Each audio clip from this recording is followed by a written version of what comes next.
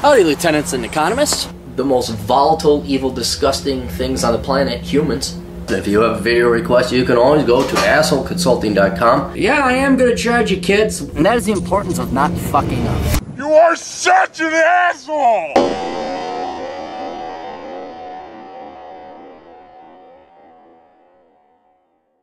How you kids doing? AssholeConsulting.com. If you got questions and you got money and you want answers and you want to be truthful,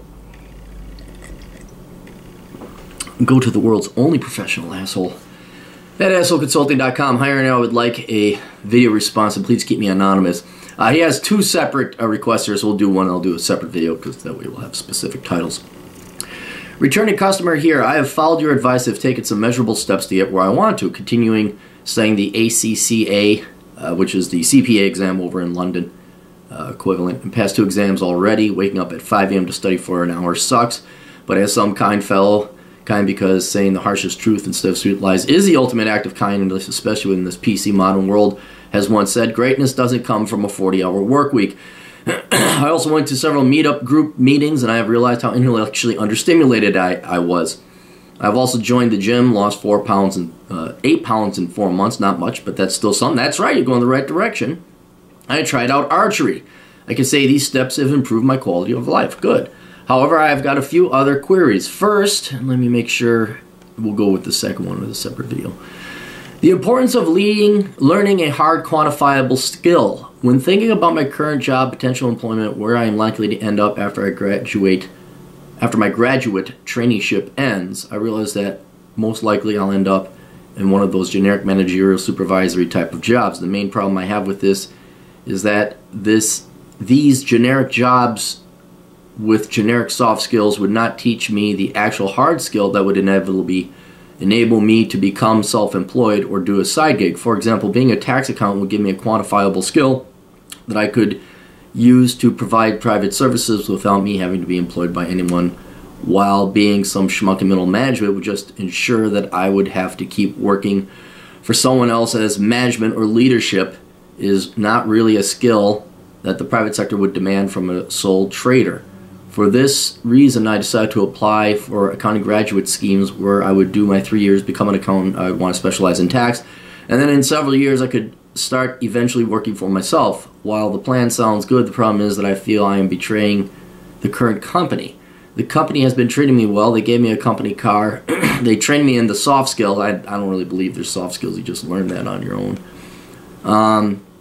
I've made a few friends at work, and they seem to be good people. I feel bad when I will be giving them my resignation letter, as they seem to be investing a lot in me. How do I get over this feeling? How could I not burn my bridges with the company after the resignation happens? Also, my current wage is about $33,000 per year, and if I am to take the accounting graduate traineeship role, I would have to take a cut of about $5,000 dollars. He converted it from pounds from my current wage levels, and this cut could be up to $10,000 if I were to start my graduate role next year, when I should have finished my traineeship in the current company. God, dude, you're right. Horrible. This is horrible, man. You gotta learn to use periods. And I would start working as generic middle management, man. Do you think choosing a tangible skill in accounting is a better option still? Yes. Now, here's the thing, all right? And you don't have to quit this job. Employers know that sometimes you're going to get a better job offer, that you're going to go to school and you're going to go to become an accountant. And they understand that you put your time in, you work, or if a better option, better job offer comes along, they understand, like, oh yeah, if you got, and you're a younger guy, they know you're not going to be there forever. Now, that being said, if you like where you're working, there's worse things in the world. That's not a lot of money. I think you should go and become an accountant. I think you should specialize in tax, and yes, then you could be self-employed. But that doesn't mean you have to give up on this job right now, or that there wouldn't be a job that would use your accounting skills once you pass your certifications and you get your skills. But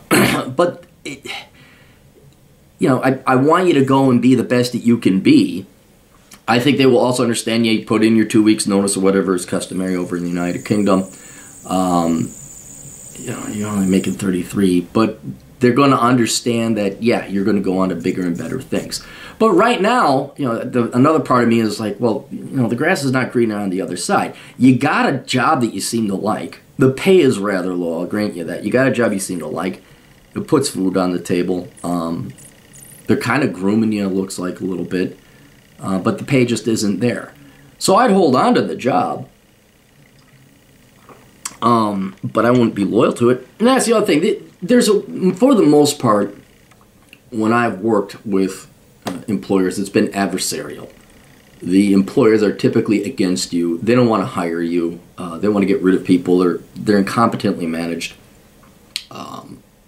So in my past, it's like there's no trust, there's no faith, there's no loyalty.